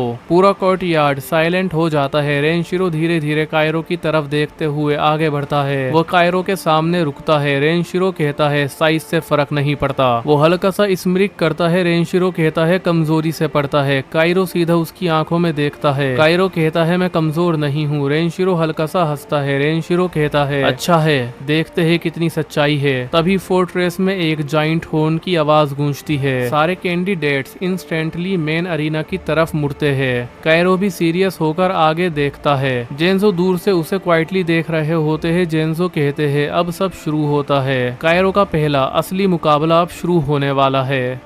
हेल्सलेयर फोर्ट्रेस का बड़ा कोर्टयार्ड साइलेंट होता है। कोल्ड फॉग ग्राउंड पर फैली होती है। सारे कैंडिडेट्स बीच में खड़े होते हैं। सडनली ऊपर के स्टोन प्लेटफॉर्म पर 4 शेडोज अपेयर होती है। सब कैंडिडेट्स उनकी तरफ देखते हैं। पहला एग्जामिनर जोजो आगे आते हैं। जोजो कहते हैं हेल्सलेयर एग्जाम अब शुरू होता है। दूसरी एग्जामिनर मीको आगे आती है। वो हल्की स्माइल के साथ कहती है जो यहाँ आए हैं सब सर्वाइव नहीं करेंगे। तीसरा एग्जामिनर टेट्सू हेवी आवाज में कहता है सिर्फ स्ट्रॉन्ग लोग ही आगे बढ़ेंगे। चौथे एग्जामिनर नारो कैंडिडेट्स को घूरते हुए कहते हैं और जो वीक होंगे वो यहीं खत्म हो जाएंगे। कैंडिडेट्स घबरा जाते हैं। कायरो सीरियस होकर उन्हें देखता है। एक कैंडिडेट धीरे से कहता है ये लोग कितने डेंजरस लग रहे हैं। जो अपना हाथ उठाते हैं। कोर्टयार्ड के जाइंट डोर्स धीरे धीरे खुलने लगते हैं। अंदर से थिक फॉग बाहर आती है। जो कहते हैं राउंड 1 शुरू। कायरो एग्जामिनर्स को देखकर सीरियस हो जाता है। वो अपनी स्वॉर्ड को टाइट पकड़ता है। कायरो कहता है मैं पास करूंगा। जो कायरो की तरफ देखते हैं और हल्का सा स्माइल करते हुए कहते हैं कॉन्फिडेंस अच्छा है। फिर वो सब कैंडिडेट्स की तरफ देखते हैं। जो कहते हैं पहला राउंड अब शुरू होता है। उनके पीछे जाइंट गेट धीरे धीरे खुलने लगता है। गेट के अंदर सिर्फ डेंस व्हाइट फॉग दिखाई देती है। मीको कहती है round 1 fog of deceptions. Candidates tense हो जाते हैं। इसी के साथ कायरो की पहली असली परीक्षा शुरू होती है। जाइंट गेट धीरे धीरे खुल जाता है। उसके अंदर सिर्फ घनी सफेद फॉग होती है। कुछ भी क्लियरली दिखाई नहीं देता। जो कैंडिडेट्स की तरफ देखते हैं। जो कहते हैं इस राउंड में तुम्हें जंगल की दूसरी एंड तक पहुंचना है। मीको कहती है जो फॉग में खो गया वो कभी वापस नहीं आता। कैंडिडेट्स के फेस पर टेंशन आ जाती है। कायरो डीप ब्रीथ लेता है। टेट्सू कहते हैं राउंड शुरू। सारे कैंडिडेट्स फॉग के अंदर दौड़ने लगते हैं। कायरो भी अंदर एंटर करता है। जैसे ही वो फॉग में घुसता है सब कुछ साइलेंट हो जाता है। विजिबिलिटी बहुत कम होती है। सिर्फ उसके फुट स्टेप की आवाज सुनाई देती है। कायरो कहता है मुझे बस फोकस करना है। सडनली दूर से हेल्प की आवाज आती है। एक लड़की की आवाज सुनाई देती है बचाओ। कायरो रुक जाता है। वो कंफ्यूज होकर उस डायरेक्शन में देखता है। ये फॉग दिमाग के साथ खेलती है। कायरो को जेंजो की बात याद आती है। जेंजो कहते हैं हर आवाज पर भरोसा मत करना। कायरो आंखें बंद करता है और कामली सांस लेता है। वो उस आवाज को इग्नोर करता है और सीधा चलने लगता है। तभी साइड में एक कैंडिडेट की चीखों की आवाज गूंजती है। कुछ सेकंड बाद साइलेंस हो जाती है। कायरो का फेस टेंस हो जाता है। सडनली फॉग में से एक शेडो उसकी तरफ अटैक करती है। कायरो इंस्टेंटली स्वॉर्ड निकालता है और स्लैश करता है लेकिन वहाँ कुछ नहीं था। ये बस कायरो का वहम होता है। ये सब झूठ है। वो अपनी हार्ट बीट को कंट्रोल करता है। धीरे धीरे उसकी सेंसेस शार्प होने लगती है। दूर एक फेंट ब्लू लाइट दिखाई देती है।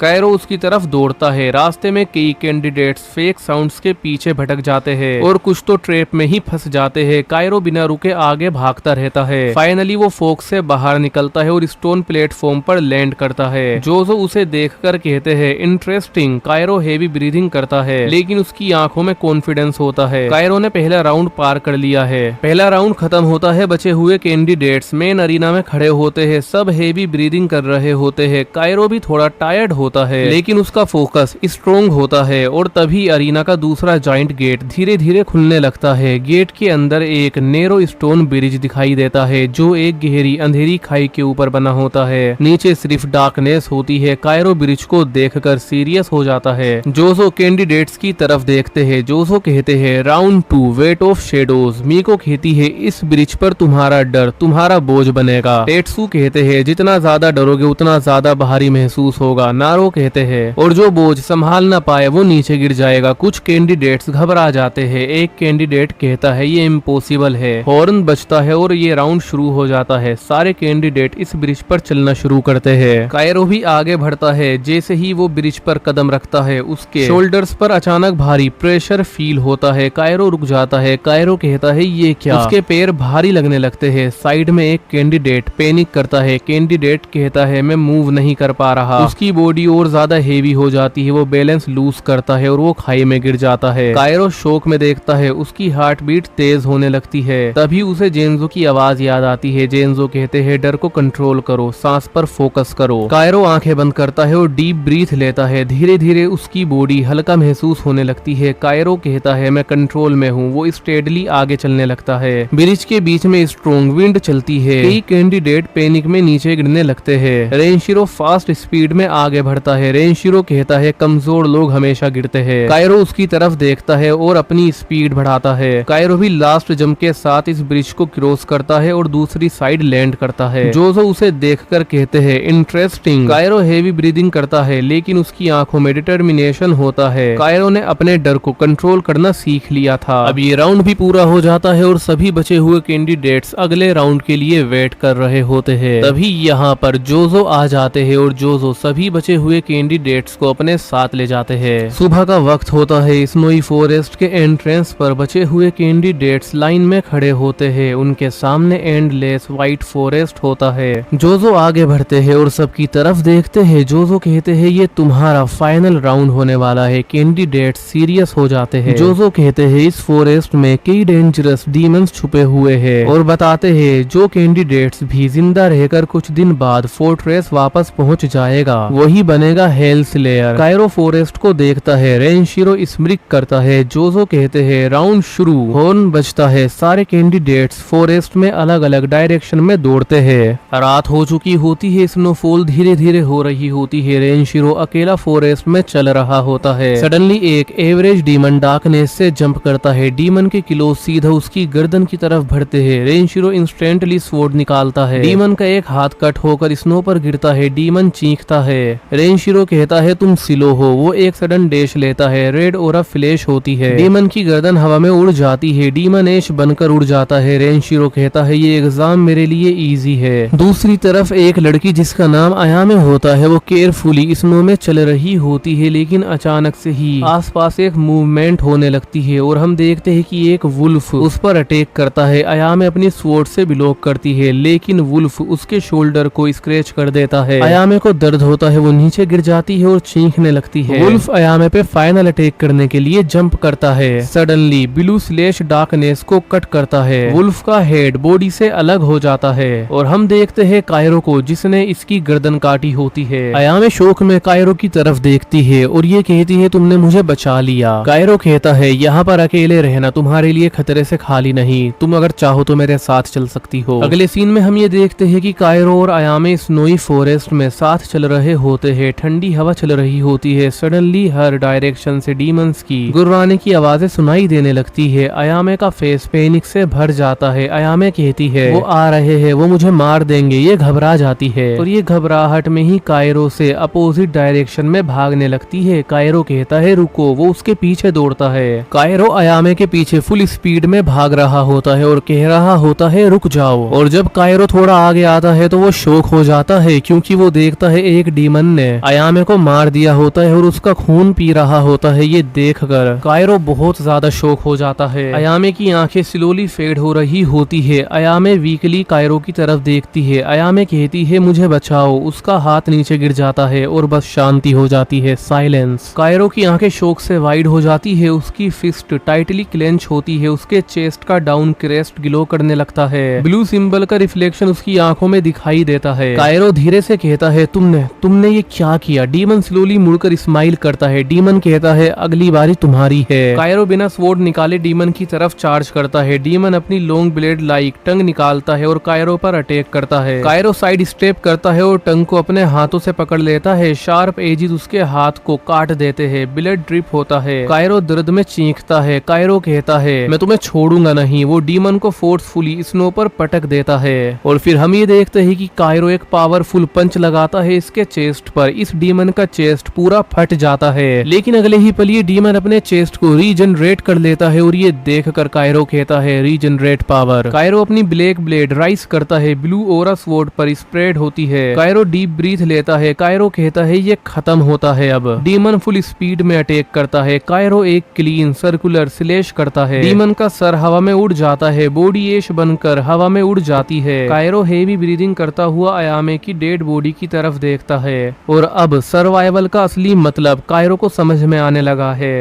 अब अगले सीन में हम ये देखते हैं कि कई दिन बीत चुके होते हैं। स्नोई फॉरेस्ट और ज्यादा डेंजरस होता जा रहा होता है। कैंडिडेट्स थके हुए आगे बढ़ रहे होते हैं। सडनली ग्राउंड शेक होती है। आसपास के पेड़ पौधे भी बहुत ज्यादा जोर जोर से हिलने लगते हैं। फोक के अंदर से एक जाइंट शेडो रिवील होती है और एक बहुत ज्यादा जाइंट डीमन इनके सामने आता है जिसका नाम गोरवक होता है और ये दिखने में भी बहुत ज्यादा अजीब होता है। जहाँ इसका पेट है वहाँ पर भी एक चेहरा होता है। इसे देखकर एक कैंडिडेट सोरा नाम की लड़की शॉक हो जाती है और कहती है ये क्या चीज है। गोरवक अपना पेट का मुंह खोलता है और बहुत ज्यादा टेरिफाइंग रोर करता है। डियागो चार्ज करता है। डियागो कहता है सब मिलकर अटैक करो। वो अपनी क्लेवर एक जाइंट स्वॉर्ड को डीमन के शोल्डर पर मारता है। ब्लेड बेरली ही इफेक्ट करती है। हम ये देखते हैं कि मैं बैक से जंप करके स्लैश करती है। स्किन सिर्फ हल्की सी कट होती है और इंस्टेंटली रीजनरेट हो जाती है। रेन स्पीड से मल्टीपल स्लैशेस देता है। गोरवक स्टिल खड़ा रहता है। गोरवक कहता है तुम सब नमूने हो। गोरवक अपना जाइंट स्टमक माउथ खोलता है। एक सक्शन फोर्स क्रिएट होती है। टोमा चिल्लाता है बचाओ। वो हवा में खींच लिया जाता है। सोरा उसे पकड़ने की कोशिश करती है बट फेल होती है। टोमा सीधे स्टमक माउथ के अंदर चला जाता है। क्रंचिंग साउंड आती है। ब्लड स्नो पर गिरता है। बचे हुए कैंडिडेट्स ये देखकर डर जाते हैं और मैं कहती है हम नहीं जीत सकते। रेहन कहता है भागो यहाँ से। सब अलग अलग डायरेक्शन में भागने लगते हैं। गोरवक उनके पीछे मॉन्स्टरस स्पीड से दौड़ता है। ग्राउंड शेक होता है। कायरो डिस्टेंस से ये सब देख लेता है। एक इंजर्ड कैंडिडेट रेन उसके पास आकर गिरता है और रेन कहता है प्लीज हमें बचा लो और अचानक से ही गोरवक आसपास के पेड़ों को तोड़ते हुए सामने आता है। रेन इसे देखकर डर जाता है और पेड़ के पीछे जाके छुप जाता है। कायरो साइलेंटली डीमन को देखता है। कायरो कहता है तुमने कितनों को मारा। गोरवक ये सुनकर क्रीपी हंसी हंसने लगता है। गोरवक जाइंट किलो से स्मैश करता है। कायरो डोज करता है लेकिन शॉक वेव उसे ट्री में फेंक देती है। वो ट्री से टकरा जाता है। कायरो के शोल्डर से ब्लड निकलने लगता है। गोरवक अपनी कांटेदार जीप को शूट करता है। जीप कायरो के साइड को कट कर देती है। ब्लड स्प्रे होता है। कायरो पेन में चीखता है। कायरो चार्ज करता है और मल्टीपल स्वॉर्ड स्लैशेस देता है। डीमन का फ्लैश कट होता है बट इंस्टेंटली रीजनरेट करता है। गोरवक कहता है ये किसी काम का नहीं है। डीमन अपनी जाइंट फिस्ट कायरो के चेस्ट पर मारता है। पंच लगने के बाद कायरो पीछे घिसटते हुए जाता है और इसकी पसलियां भी टूट जाती है। कायरो बड़े ही मुश्किल से खड़ा होता है। अब इससे सांस लेना भी मुश्किल हो रहा होता है। इसका खून धीरे धीरे बर्फ पर गिर रहा होता है। गोरवक स्लोली उसकी तरफ बढ़ता है। कायरो आंखें बंद करता है। जेन्जो की आवाज उसके कानों में गूंजने लगती है लेकिन इतने में ही गोरवक कायरो को अपने हाथों में उठा लेता है और अपने चेहरे के पास अपने मुंह के पास लेकर आता है इसे खाने के लिए। बट कायरो अभी भी अपनी आंखें बंद करके जेन्जो को याद और उनकी आवाज को सुन रहा होता है। तभी कायरो को जेन्जो दिखते हैं। जेन्जो कहते हैं पेन को फ्यूल बनाओ और तभी कायरो का डाउन चेस्ट वॉयलेंटली ग्लो करने लगता है। कायरो इंस्टेंटली जग जाता है और अपनी स्वॉर्ड को गोरवक के हाथ में गड़ा देता है। इसके हाथ को काटने की कोशिश करता है। गोरवक का हाथ कटकर नीचे स्नो पर तो गिर जाता है लेकिन गोरवक इसे रीजनरेट कर लेता है। लेकिन ये देखकर कायरो और ज्यादा रेज में आ जाता है। कायरो इनसेन स्पीड में वेनिश करता है। कायरो की यहाँ पर बहुत सी शेडोज बन जाती है और ये देखकर गोरवक भी हैरान हो जाता है। अब इतने सारे कायरो को देखकर गोरवक भी ये नहीं समझ पाता कि असली कौन सा है और इसी बात का फायदा उठाते हुए कायरो डीमन के आर्म्स को कट करता है दोबारा से। लेकिन गोरवक इसे आसानी से रीजनरेट करता है और फिर गोरवक अपनी बॉडी से कांटेदार टेंटिकल्स निकालता है।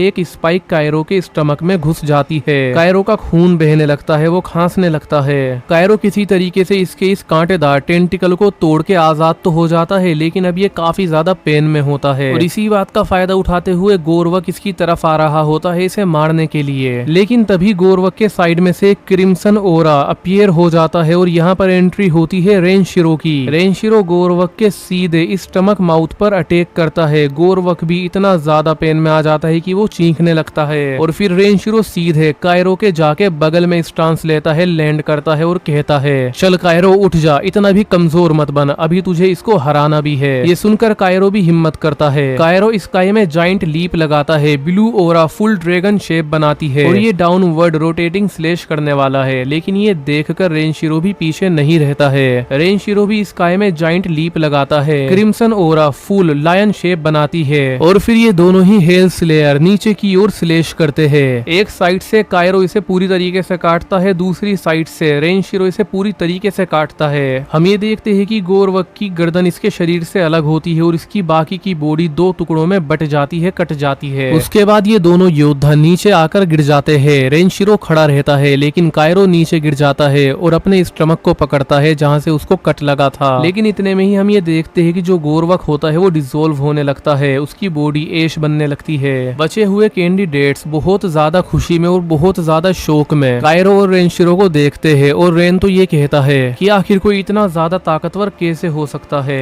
कायरो पूरी तरीके से खून में भीगा हुआ खड़ा होता है और बहुत ज्यादा सांस लेने में परेशानी हो रही होती है इसे। अगले सीन में धीरे धीरे सुबह होने लगती है। कायरो एक पेड़ का सहारा लेकर बैठा हुआ होता है लेकिन इसकी बॉडी पर हर तरफ कट्स होते हैं। लेकिन तभी यहाँ पर बचे हुए 4 कैंडिडेट्स आ जाते हैं। रेन आगे बढ़कर कहता है कायरो तुमने हम सबकी जान बचाई। सोरा कहती है अगर तुम नहीं होते हम मर जाते। मैं कहती है थैंक यू। डियागो हेड झुकाकर कहता है हम तुम्हारे एहसानमंद है। कायरो हल्की स्माइल करता है और कहता है बस सेफ रहो। तभी साइड से रेनशिरो आता है, उसका फेस गुस्से में होता है। वो जोर से कहता है सेफ रहो। सब उसकी तरफ देखते हैं। रेनशिरो गुस्से में कहता है जब डीमन सामने था तब तुम सब छुप गए थे। रेन धीरे से कहता है हम डर गए थे। रेनशिरो चिल्लाता है हेल स्लेयर बनने आए हो और इतना ज्यादा डर। मैं पीछे हट जाती है। सोरा चुप हो जाती है। रेनशिरो उन सब की तरफ देखकर कहता है यहाँ से चले जाओ। डियागो कहता है लेकिन रेनशिरो और जोर से कहता है मैंने कहा निकल जाओ। वो 4 कैंडिडेट्स चुपचाप वहाँ से चले जाते हैं। कुछ देर साइलेंस रहता है। कायरो रेनशिरो को देखकर हल्का सा स्माइल करता है। कायरो कहता है तुम अच्छे हो। रेनशिरो तुरंत कहता है बिल्कुल नहीं। कायरो कहता है तुमने उन्हें बचाया,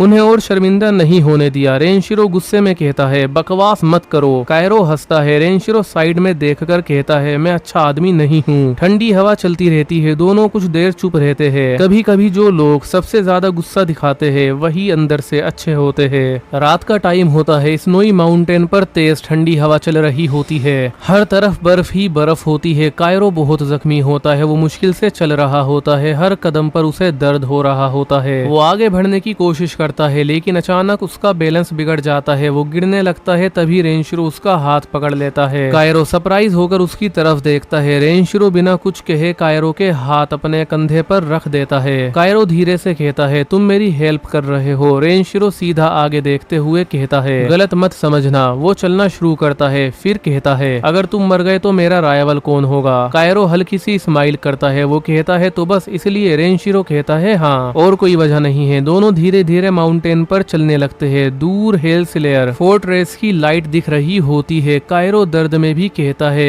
फिर भी शुक्रिया। रेनशिरो गुस्से में कहता है इतना मत बोलो। कायरो हंसता हुआ कहता है तुम उतने बुरे नहीं हो रेनशिरो। रेनशिरो तुरंत कहता है मैं अच्छा आदमी नहीं हूँ। कायरो स्माइल करता है। दोनों स्नो में चलते रहते हैं। सिर्फ उनके कदमों की आवाज सुनाई देती है। कभी कभी बिना बोले की गई मदद सबसे बड़ी होती है। सुबह का टाइम होता है। हेल स्लेयर फोर्ट्रेस का बड़ा कोर्टयार्ड बिल्कुल खाली होता है। ठंडी हवा चल रही होती है। बड़े स्टोन गेट्स खुले होते हैं। कायरो और रेनशिरो धीरे धीरे अंदर आते हैं। दोनों बहुत थके हुए होते हैं। कायरो अब भी जख्मी होता है। कोर्टयार्ड में सिर्फ 4 एग्जामिनर्स खड़े होते हैं, जोजो, मीको, टेट्सु और नारो। कायरो इधर उधर देखता है। वो दूसरे कैंडिडेट्स को ढूंढता है लेकिन वहाँ और कोई नहीं होता। कायरो धीरे से कहता है बाकी सब कहाँ है। जोजो चुपचाप उसकी तरफ देखते हैं। कायरो फिर कहता है हमें थोड़ा और वेट करना चाहिए। मीको धीरे से कहती है अब वेट करने का कोई फायदा नहीं। कायरो कंफ्यूज्ड होकर कहता है मतलब। जोजो सीरियस आवाज में कहते हैं और कोई नहीं आ रहा। कायरो शौक में उनकी तरफ देखता है। वो कहता है रेन, सोरा, में डियागो वो आने वाले होंगे। वो जिंदा है। तभी टेट्सु धीरे से कहते हैं वो सब मर चुके हैं। ये सुनकर कायरो चुप हो जाता है। उसका फेस उदास हो जाता है। उसे उन सब की याद आती है। वो नीचे देखने लगता है। कायरो धीरे से कहता है वो बच सकते थे। रेनशिरो साइड में खड़ा रहता है बिना कुछ बोले। जोजो आगे बढ़ते हैं और कहते हैं ये एग्जाम इसीलिए होता है, सिर्फ वही बचता है जो सच में स्ट्रॉन्ग हो। कोर्टयार्ड में साइलेंस हो जाती है। कायरो अपनी मुट्ठी कस लेता है। उस दिन कायरो को समझ आया हेल स्लेयर बनना कितनी बड़ी कीमत मांगती है। ठंडी हवा चलती रहती है। हेल स्लेयर फोर्ट्रेस के अंदर एक मेडिकल रूम होता है। रूम में हल्की ब्लू लाइट जल रही रही होती है, बाहर ठंडी हवा चल रही होती है। कायरो बेड पर लेटा होता है, उसकी बॉडी पर कई जख्म होते हैं, उसके हाथ और चेस्ट पर बैंडेजेस बंधे होते हैं। एक हीलर उसके जख्मों पर दवा लगा रहा होता है। कायरो दर्द से हल्की सी आंखें बंद करता है। हीलर कहता है ज्यादा हिलेगा तो दर्द बढ़ेगा। कायरो धीरे से कहता है मैं ठीक हूँ। हीलर हल्की स्माइल करके कहता है अभी नहीं। विंडो के बाहर स्नो गिर रही होती है। कायरो चुपचाप बाहर देखता है, उसे एग्जाम में मरे हुए कैंडिडेट्स याद आते हैं। वो धीरे से कहता है काश सब बच जाते। तभी डोर खुलता है, जेंजो रूम के अंदर आते हैं। कायरो उन्हें देखकर हल्की स्माइल करता है। कायरो कहता है जेंजो। जेंजो उसके पास आकर खड़े होते हैं। वो कहते हैं तुमने बहुत अच्छा किया कायरो। कायरो कहता है लेकिन मैं सबको बचा नहीं पाया। जेंजो शांत आवाज में कहते हैं हर लड़ाई में सबको बचाया नहीं जा सकता, लेकिन तुमने अपनी पूरी कोशिश की। कायरो चुप हो जाता है। जेंजो उसके सर पर अपना हाथ रखते हैं और कहते हैं अब आराम करो। कुछ दिन बीत जाते हैं। धीरे धीरे कायरो के जख्म भरने लगते हैं। वो अपना हाथ बैंडेजेस से खोलकर देखता है, जख्म ऑलमोस्ट ठीक हो चुके होते हैं। वो अपनी स्वॉर्ड उठाता है और हल्की स्माइल करता है। शरीर के जख्म भर गए थे, लेकिन उसके दिल पर बने निशान अभी भी बाकी है। कुछ दिन बाद हेल स्लेयर फोर्ट्रेस का बड़ा सेरेमनी हॉल लाइट्स में जगमग कर रहा होता है। हॉल में बहुत सारे हेल स्लेयर्स लाइन में खड़े होते हैं। सब ने अपनी ब्लैक यूनिफॉर्म पहनी होती है। आगे एक बड़ा स्टेज बना होता है। कायरो और रेनशिरो स्टेज के सामने खड़े होते हैं। दोनों सीरियस होते हैं। कायरो के जख्म अब ठीक हो चुके होते हैं। उसकी बॉडी पर फ्रेश बैंडेज होती है। साइड में जेंजो भी खड़े होते हैं। वो कायरो को देखकर स्माइल कर रहे होते हैं। जो स्टेज पर आगे बढ़ते हैं और वो जोर से कहते हैं आज से कायरो और रेनशिरो ऑफिशियल हेल स्लेयर है। हॉल में सब लोग तालियां बजाते हैं। कायरो शौक और खुशी से जोजो की तरफ देखता है। मीको आगे आकर दोनों को हेल स्लेयर बेच देती है। वो कहती है तुम दोनों ने एग्जाम पास कर लिया है। टेट्सू कहते हैं आज से तुम हेल स्लेयर कोर्प्स का हिस्सा हो। कायरो बेच को अपने हाथ में देखता है, उसकी आंखों में खुशी होती है। वो तुरंत स्टेज से नीचे उतरता है और जेंजो की तरफ जाता है। कायरो कहता है जेंजो मैंने कर दिखाया। जेंजो स्माइल करते हैं। कायरो उन्हें गले लगा लेता है। जेंजो उसकी पीठ पर हाथ रखते हैं और कहते हैं मुझे तुम पर गर्व है। कायरो की आंखों में हल्की नमी आ जाती है। वो कहता है ये सब आपकी ट्रेनिंग की वजह से हुआ। साइड में रेनशिरो खड़ा ये सब देख रहा होता है। वो आंखें घुमाता है और कहता है इतना इमोशनल होने की क्या जरूरत है। कायरो का सपना पूरा हो चुका था, लेकिन उसकी असली जर्नी अब शुरू होने वाली थी। सेरेमनी हॉल में सब लोग शांत खड़े होते हैं। कायरो और रेनशिरो अपने नए हेल स्लेयर बेजिस को देख रहे होते हैं। कायरो के फेस पर खुशी होती है। तभी जोजो सीरियस चेहरे के साथ आगे बढ़ते हैं। वो कहते हैं खुश मत हो इतनी जल्दी। हॉल में साइलेंस हो जाती है। कायरो और रेनशिरो उनकी तरफ देखते हैं। मीको धीरे से कहती है अब तक तुमने सिर्फ लोअर और मीडियम रैंक डीमंस का सामना किया है। कायरो कंफ्यूज्ड होकर कहता है मतलब। टेट्सू आगे बढ़ते हैं और कहते हैं डीमंस की पावर अलग अलग रैंक्स में होती है। वो अपना हाथ उठाते हैं और वॉल पर जॉइंट सिंबल्स ग्लो करने लगते हैं। टेट्सू कहते हैं lower ranks, medium ranks, high ranks, अपर रैंक और सबसे खतरनाक अल्टीमेट रैंक। नारो सीरियस आवाज में कहते हैं जो डीमंस तुमने अब तक हराए वो सबसे कमजोर थे। ये सुनकर कायरो शॉक हो जाता है। वो कहता है कमजोर। रेनशिरो भी सीरियस हो जाता है। जोजो कहते हैं हाई रैंक डीमंस के सामने तुम दोनों अभी भी ज्यादा देर टिक नहीं पाओगे। कायरो अपनी मुट्ठी कस लेता है। वो कहता है तो हमें और स्ट्रॉन्ग बनना होगा। मीको हल्की स्माइल के साथ कहती है बिल्कुल। जोजो कहते हैं इसलिए तुम्हारी असली ट्रेनिंग अब शुरू होगी। कायरो ध्यान से सुनता रहता है। रेनशिरो कहता है ट्रेनिंग जितनी भी मुश्किल हो मैं तैयार हूँ। जोजो कहते हैं तुम दोनों को अलग अलग जगह भेजा जाएगा। कायरो सरप्राइज होकर कहता है अलग। टेट्सू कहते हैं हर वॉरियर का अपना रास्ता होता है। हॉल में ठंडी हवा चलती है। कायरो सीरियस फेस के साथ आगे देखता है। एग्जाम खत्म हो चुका था, लेकिन असली इम्तिहान अब शुरू होने वाला था। सेरेमनी हॉल पूरी तरीके से शांत होता है। जोजो अपना हाथ उठाते हैं। सडनली हॉल के बड़े गेट्स खुलने लगते हैं। बाहर से तेज हवा अंदर आती है। सबकी नजर गेट की तरफ जाती है। दूर से दो बड़े ईगल्स उड़ते हुए हॉल के अंदर आते हैं। उनके पंख हवा को जोर से हिला देते हैं। कायरो और रेनशिरो सरप्राइज होकर उन्हें देखते हैं। पहला eagle pure white silver feathers वाला होता है। उसकी आंखें ब्लू ग्लो करती है। वो शांत और सीरियस लगता है। मीको कहती है ये है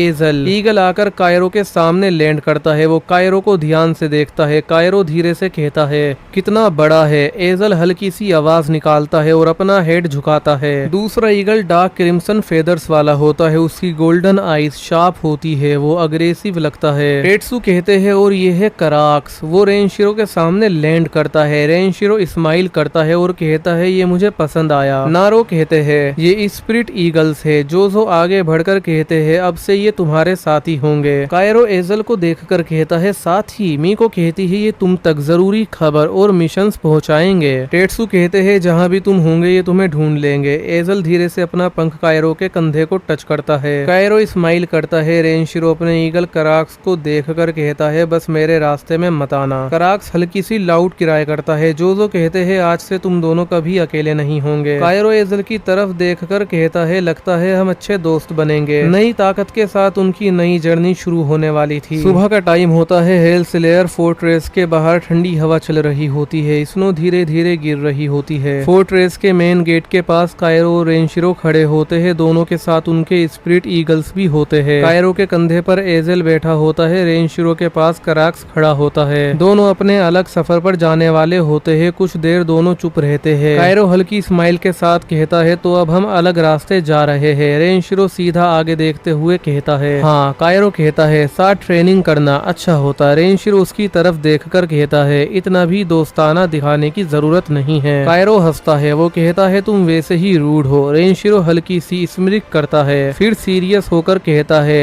अगर किस्मत में हुआ और अगर तुम जिंदा बचे तो फिर मिलेंगे। कायरो स्माइल करके कहता है मैं जरूर बचूंगा। रेनशिरो कहता है देख लेंगे। कराक्स जोर से क्राई करता है। रेनशिरो मुड़ता है और चलना शुरू करता है। स्नो उसके आसपास उड़ रही होती है। कायरो उसे जाते हुए देखता है। वो जोर से कहता है अपना ख्याल रखना। रेनशिरो बिना मुड़े हाथ हल्का सा ऊपर करता है और कहता है तुम भी। धीरे से वो स्नोफॉल में दूर चला जाता है और नजरों से गायब हो जाता है। कायरो कुछ देर वहीं खड़ा रहता है। एजल उसके कंधे पर हल्की आवाज करता है। कायरो स्माइल करके कहता है लगता है ये अलविदा नहीं है। कभी कभी अलग रास्ते फिर से मिलने के लिए ही बनते हैं। ठंडी हवा धीरे धीरे चल रही होती है। हेल स्लेयर फोर्ट्रेस से थोड़ा नीचे जेंजो खड़े होते हैं। उनके सामने कायरो अपना ट्रेवल बैग और स्वॉर्ड लेकर खड़ा होता है। एजल उसके कंधे पर बैठा होता है। कायरो कुछ देर चुपचाप जेंजो को देखता है। फिर वो धीरे से कहता है तो अब वक्त आ गया है। जेंजो हल्की स्माइल करते हैं और कहते हैं हाँ। कायरो के फेस पर उदासी होती है। वो कहता है मैं यहाँ से जा रहा हूँ लेकिन अजीब लग रहा है। जेंजो उसके पास आते हैं और कहते हैं हर वॉरियर को एक दिन अपनी राह खुद चुननी पड़ती है। कायरो नीचे देखकर कहता है अगर आप नहीं होते तो मैं कभी यहाँ तक नहीं पहुँचता। जेंजो उसके कंधे पर हाथ रखते हैं और कहते हैं तुम यहाँ अपनी मेहनत से आए हो। कायरो की आंखों में हल्की नमी आ जाती है। वो कहता है मैं और स्ट्रॉन्ग बनूंगा। जेंजो कहते हैं मुझे पता है। कायरो धीरे से उन्हें गले लगाता है। जेंजो भी उसे टाइटली हक करते हैं। कुछ देर दोनों चुपचाप रहते हैं। फिर जेंजो कहते हैं बस एक बात याद रखना कायरो। कायरो पीछे होकर पूछता है क्या। जेंजो सीरियस होकर कहते हैं ताकत सिर्फ दूसरों को हराने के लिए नहीं होती। कभी कभी ताकत का मतलब होता है सही चीज को बचाना। कायरो सर हिलाकर कहता है मैं याद रखूंगा।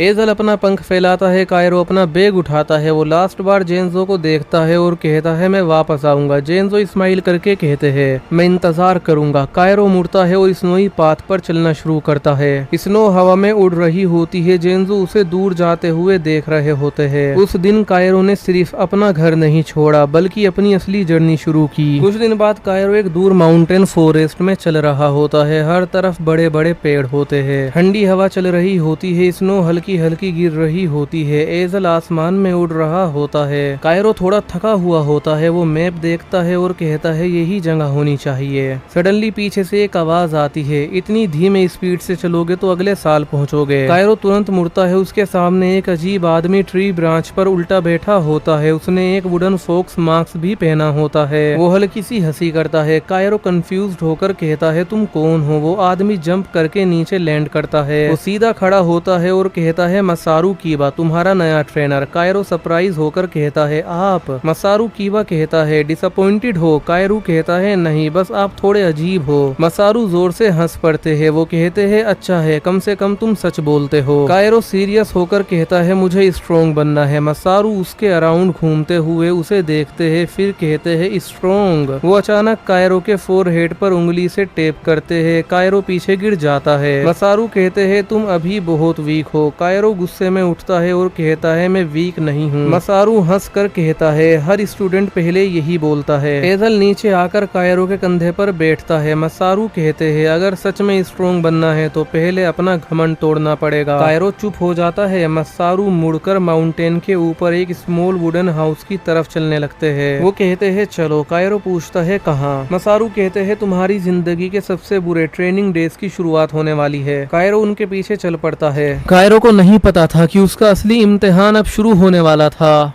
कुछ साल बीत चुके होते हैं। रात का टाइम होता है। एक शांत विलेज के बाहर का रास्ता दिखाई देता है। चांद की रोशनी जमीन पर पड़ रही होती है। ठंडी हवा चल रही होती है। दूर से एक लंबा साया धीरे धीरे विलेज की तरफ आता दिखाई देता है। वो कायरो होता है। अब वो 18 साल का हो चुका होता है। कायरो आराम से विलेज के रास्ते पर चल रहा होता है। उसकी आंखों में काम और कॉन्फिडेंस होता है। एजल आसमान में उसके ऊपर उड़ रहा होता है। कायरो हल्की स्माइल के साथ कहता है काफी साल हो गए। वो विलेज की लाइट्स को देखता है। मसारू याद आता है। कायरो कहता है मसारू की ट्रेनिंग तो वाकई में पागल कर देने वाली थी। कायरो को कुछ फ्लैशबैक्स याद आते हैं जहां मसारू उसे माउंटेन से गिरा रहे होते हैं और चिल्लाते हैं दोबारा चढ़। कायरो हल्की सी स्माइल करता है। तभी एजल अचानक जोर से किराए करता है और फास्ट स्पीड में नीचे आता है। वो कायरो के कंधे पर लैंड करता है। एजल सीरियस आवाज में कहता है इमरजेंसी मिशन। कायरो तुरंत सीरियस हो जाता है। वो कहता है क्या हुआ। एजल कहता है high rank demon lake area में है। विलेजर्स खतरे में हैं। कायरो की आंखें शार्प हो जाती है। वो तुरंत अपनी स्वॉर्ड का हैंडल पकड़ता है। कायरो कहता है कितनी दूर। एजल कहता है बस कुछ मिनट। कायरो बिना एक सेकंड वेस्ट किए फुल स्पीड में दौड़ना शुरू करता है। कई साल की ट्रेनिंग के बाद अब वक्त आ चुका है कायरो के असली हाई रैंक मिशन का। कायरो फास्ट स्पीड में दौड़ रहा होता है और दौड़ते दौड़ते कहता है एजल डीमन कितना ज्यादा स्ट्रॉन्ग है। एजल नीचे देखकर कहता है बहुत स्ट्रॉन्ग। ये एक हाई रैंक डीमन है। कायरो का फेस सीरियस हो जाता है। वो कहता है तो ट्रेनिंग का असली टेस्ट अब शुरू होता है। एजल कहता है लेक एरिया के पास 3 विलेजर्स फंसे हुए हैं। अगर हम लेट हुए तो वो मर जाएंगे। कायरो अपनी स्पीड और बढ़ा देता है। वो कहता है हम लेट नहीं होंगे। उसकी आंखों में पूरा फोकस होता है। दौड़ते हुए उसे मसारू की आवाज याद आती है। फ्लैशबैक में मसारू कहते हैं हाई रैंक डीमन को हराने के लिए सिर्फ ताकत नहीं परफेक्ट कंट्रोल चाहिए। कायरो धीरे से कहता है मैं रेडी हूँ। सडनली दूर से लोगों की चीखने की आवाज सुनाई देती है बचाओ कोई हमें बचाओ। कायरो की आंखें शार्प हो जाती है। एजल जोर से क्राई करता है और कहता है वही है। दूर लेक के पास ब्लू मिस्ट और डार्क ओरा दिखाई देने लगती है। कायरो अपनी स्वॉर्ड का हैंडल टाइटली पकड़ता है। वो कहता है बस कुछ और कदम। कई सालों की ट्रेनिंग के बाद कायरो अपनी सबसे बड़ी लड़ाई के सामने खड़ा था।